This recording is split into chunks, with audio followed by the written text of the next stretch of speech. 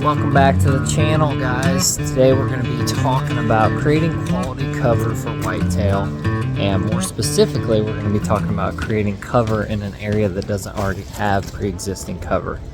So what I mean by that is, if you're in closed canopy hardwood forest and you want to design a food plot or you want to make a clearing and you want quality side cover, you're going to have to use a different technique than you would if you were in somewhere that, say, had a bunch of invasive species or, shrubs, more of like a thicket type habitat, where if you see behind me, this is just closed canopy, open hardwoods.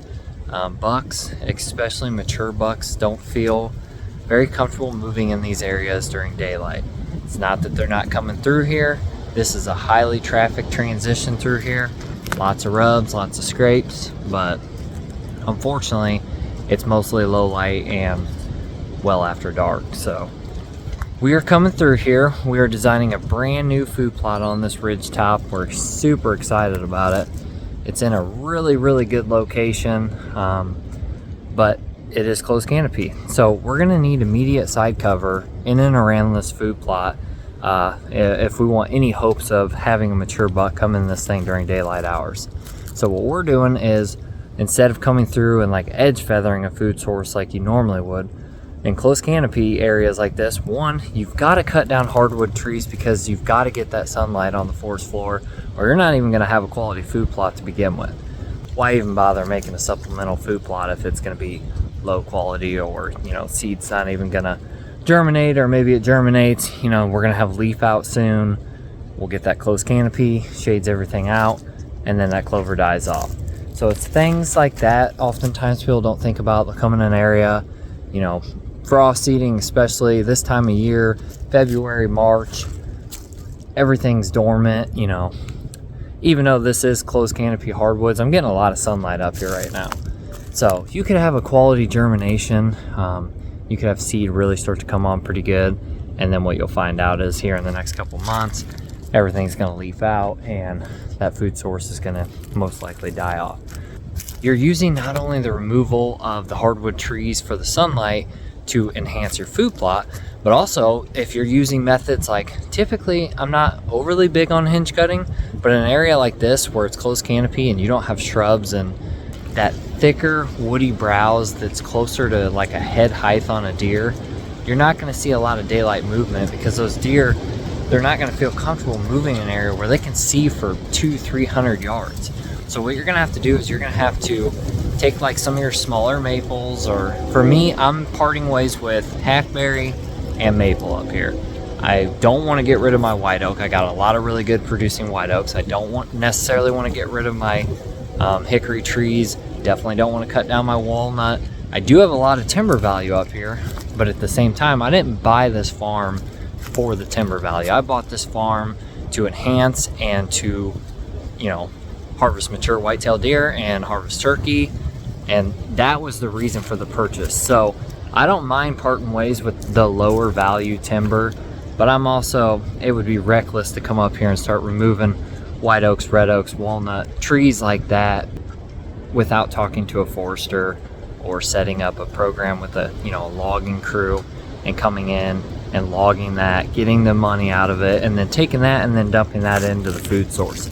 So if you don't mind, having a crew come in, be a little destructive, it's going to tear your property up the first year, but you could get all your food sources cleared out, and within the next couple years you're going to have really good return on investment, then that'd be a good way of going about it.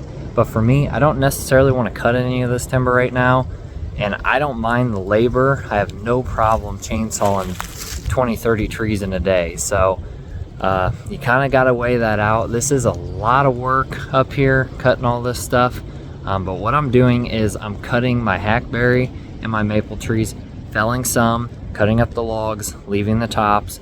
I'm strategically kind of making little pockets the way that I want deer to move, and we'll show you this here in a second. But what I'm doing is I'm creating immediate side cover by dropping all these trees.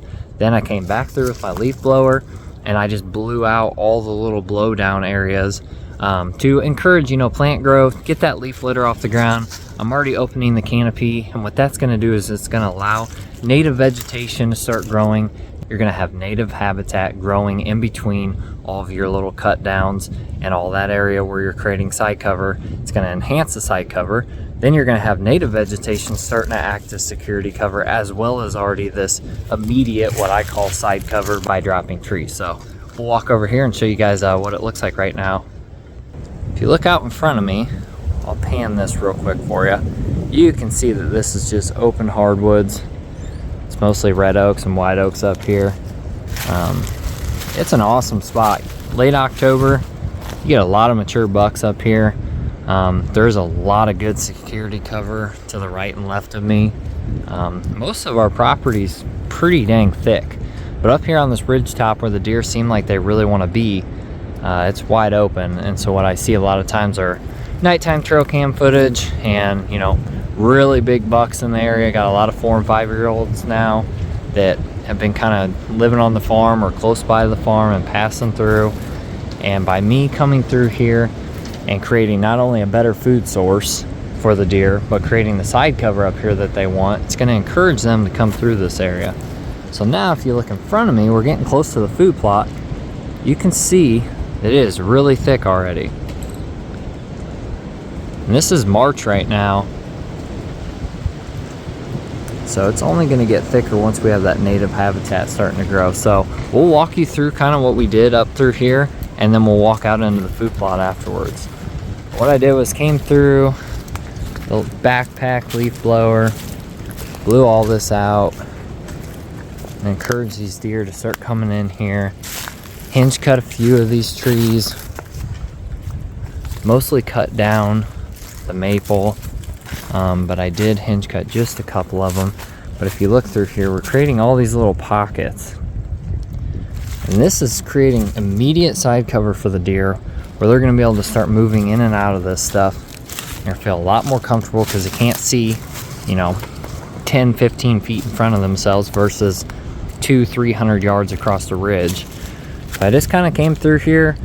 I made a design in my head that I wanted, and I strategically cut this stuff to place deer in a certain way to move in and out of this.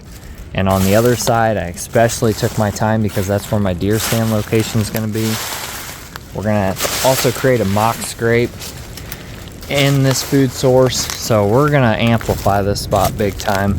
But I just want to show you guys that you can come through and you can create quality side cover immediately in and around a timber food plot. All you have to do is be willing to part ways with some of your lower value timber. Come through here, run a chainsaw, cut everything down, go back through, blow out the leaf litter, and we'll do a follow-up on this. When I come back in this area later this spring or early summer, you're gonna be amazed at how green, how thick, how much native habitat is growing in and around all of these trees that we fell and hinge cut. It's gonna look awesome. I'm always trying to encourage new native habitat. I would argue, you know, that's gonna be far better off than even making a food source. That's gonna be more nutritious, be more beneficial for whitetail. They're gonna prefer it. The reason for the food plot is obviously supplemental feeding, creates good quality opportunities come, you know, deer season. That's the point of that. But in the meantime, I want native habitat growing up here. I want these deer using this area. This is going to encourage does to bed in and around these little pockets that we created. The bucks are going to be able to bed not too far off of this. I'm going to be able to stack more deer in here because it's not going to be wide open. Whenever you have open hardwood timber, typically you're not going to see a ton of deer bedding in and around, you know, your food sources, things like that, or anything close to it. The thicker everything gets, the more deer you can allow to come on that piece of property. It's going to increase your chances of having a mature buck daylighting in this area, and you're going to have a better hunt for it. So we'll walk into this food source now and show you guys what we got. Here we go. Still got to cut out a few of these stumps, but look along here, same thing on that side. Just went along there, we're cutting up logs, we'll bring a trailer in, I'm gonna pull all the logs out of here, but I'm gonna keep all these tree tops that are creating side cover in and around this thing, just like how we did over there. Just trying to thicken this up.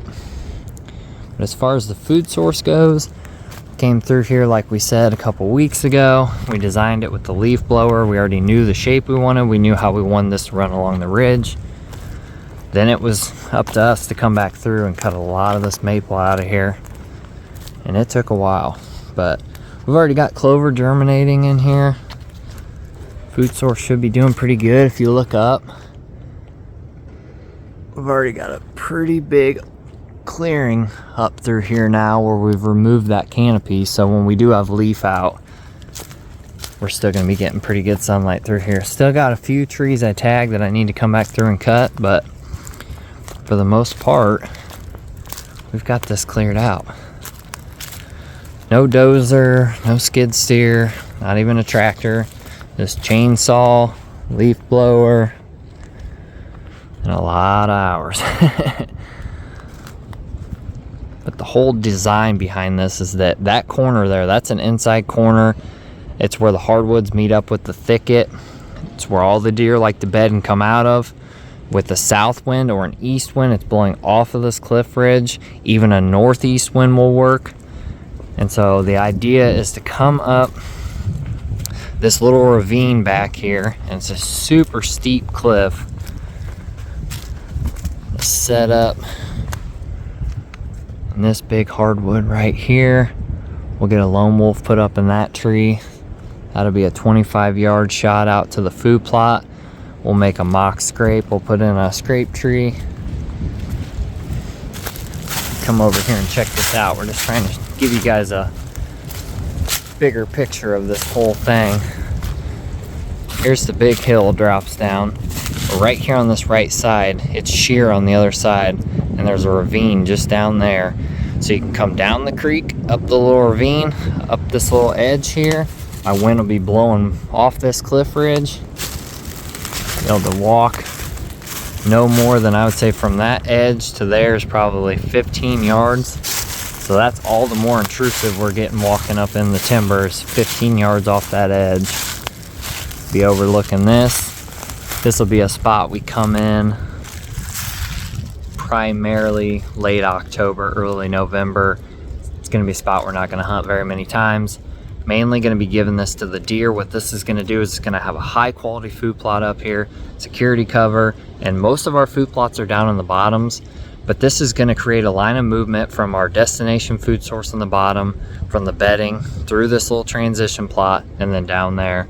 So what that's going to do is it's just going to enhance the amount of hours that we have bucks in daylight moving across this property. We don't necessarily even need to be this intrusive and come to this spot. We'll be hunting, in between the destination and this food source here. Hopefully, guys, if you're designing a timber food plot, this was helpful, or this, kind of resonated with you, or maybe really got you thinking. Or if you've already designed a timber food plot, but you didn't think about, removing that canopy or creating immediate side cover, things like that. Well, what's end up going to happen is, like I said, either your food source is going to fail or that food source is going to work, but you're going to have mature bucks coming in that area at night. And then you're going to come up here a few times. You're going to hunt it with no odds of that deer coming in here in daylight. You're going to leave ground scent, or worse yet, a wind shift or something's going to bump them out of the area, and that's going to be it. By creating immediate side cover, by knowing what wind direction you're going to hunt this food source, and by making sure this is a quality food plot with the canopy removed, that's going to ensure that you're getting adequate sunlight, you're just going to increase your chances this season. So guys, if you're creating timber plots, make sure to get out there, remove those hardwoods, create that side cover, and good luck this season. We'll be back next week, guys.